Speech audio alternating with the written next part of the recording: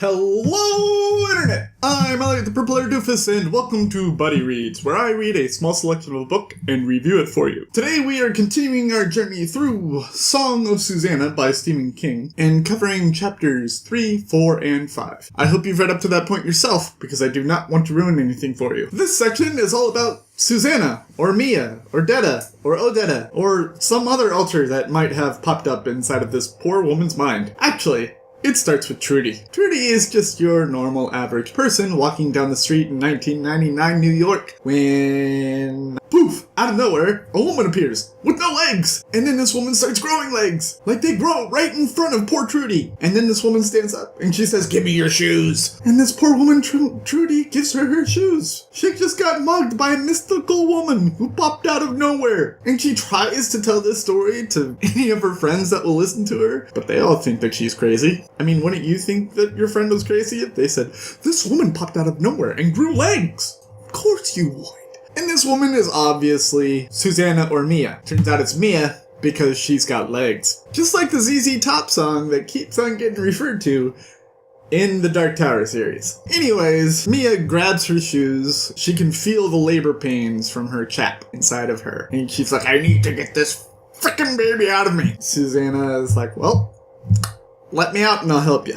And Mia's like, "You can help?" And she says, "Yes. You let me out and I'll help you with the pain." And so Mia walks to a park bench and they have kind of a scene inside of this woman's mind. Having a different world inside of someone's mind is not something that is new to me in Stephen King's work, because I've read Stephen King's books out of order. I've never actually read Salem's Lot. And if you know anything about me personally, you know that I hate things out of order. I think that's what irritates me the most about the Dark Tower series, is that the Dark Tower series tries to encapsulate every Stephen King book. And if you haven't read every book that came out before the Dark Tower book that you're reading right now, you're reading his works out of order. Normally, when an author writes as many books as Stephen King has written, you don't have to read them in order to enjoy them. In this case, you do. And that pisses me off. But anyways, I read Dreamcatcher when it first came out, and I thought that was great. And that also had a scene where a guy goes into his own head and has to keep certain memories in his head secret. So in his head, he's running around with these trolleys full of file boxes and running them around his mind, hiding them in certain corners so that the aliens that are overtaking his body cannot find them. If you've ever seen the movie, it's described exactly like it is in the movie. And Damian Lewis does a fantastic job. But the same thing kind of happens in here. Susannah goes into her mind and it's like really in depth inside of her mind, and it's kind of like 3 levels of inception inside of her mind, because you have on the outside Mia, on the inside Susannah, and inside of Susannah you have the world that she is in. And she is on the train Blaine from book 3, and she's seeing all of these magical switches that are supposed to be her physical body. And she is seeing mini screens where Mia is actually looking, and she's seeing the inside of her stomach where the demon chap is.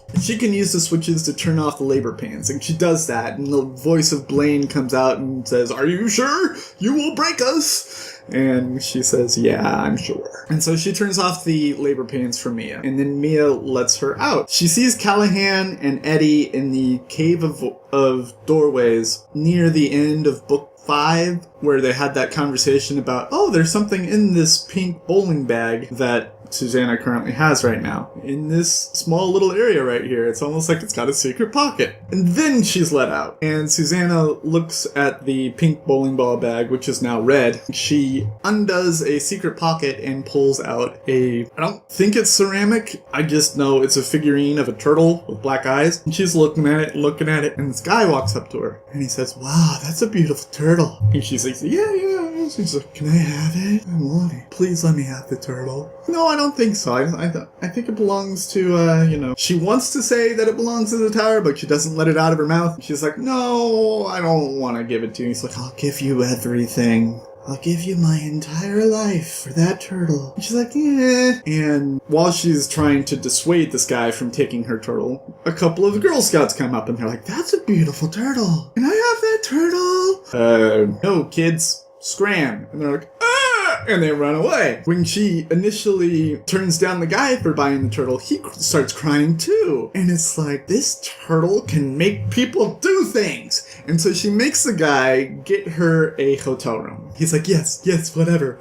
And Susannah makes sure that, he lives a happy life, just to kind of counteract the fact that she is using this turtle for her own gains. Kind of get you to side with the character, rather than seeing this as a incredibly heinous tool of destruction. She waits a bit, and then she goes to the hotel where he is supposed to get the room. And she goes there, and she is waiting, and there's this guy there who's trying to get the porn taken off of his bill. She starts talking to the lady behind the counter, and she pulls out the turtle, and the lady's like, that's a beautiful turtle. Can I have that turtle? It's so pretty. And she says no, and the lady's like, okay, what can I do for you?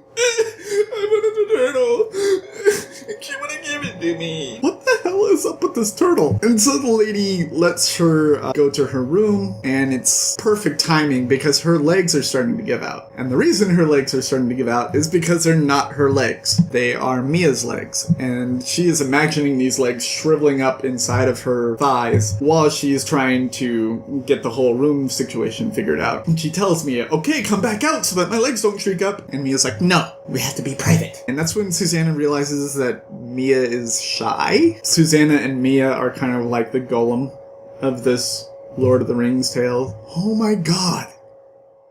The Dark Tower is Lord of the Rings. Really, Steven? What the hell? I mean, just think about it. You have Roland, who's obsessed with his quest, much like Frodo was. You have Eddie, the hapless best friend who will do anything to please Frodo/Roland. Holy crap. Really?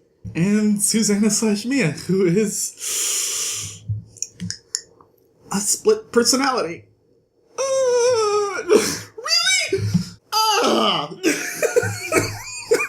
Damn it! I am so mad. Anyways, they get to the hotel room and her legs solidify again. Mia says, okay, how do you make the phone ring? And Susannah's like, oh, honey child. Oh, so many people have asked that question and so many people do not know the answer. You just have to wait. And so that's where the section ends, with them waiting for the phone to ring. I can't believe I just figured out that the Dark Tower is Lord of the Rings. Damn it! I would say that Stephen King is still brilliant, but Lord of the Rings came out so much longer before Stephen King wrote The Dark Tower. Damn it! Why? If you like what I'm doing, go ahead and hit the subscribe button. If you like this video specifically, go ahead and hit the like button. Go ahead and leave me a comment letting me know that you liked it. Leave me a comment letting me know that you hated it. Leave me a comment letting me know that you want to see more of me. Leave me a comment letting me know that you want to see less of me. Leave me a comment letting me know that you want to see me do this. Because you're crazy like I am. Right? I've been Elliot the Purple-Haired Doofus. This has been Buddy Reads, reminding you to watch your pajama radios. And I will see you all in the next section of Song of Susannah by Stephen King. Toodles!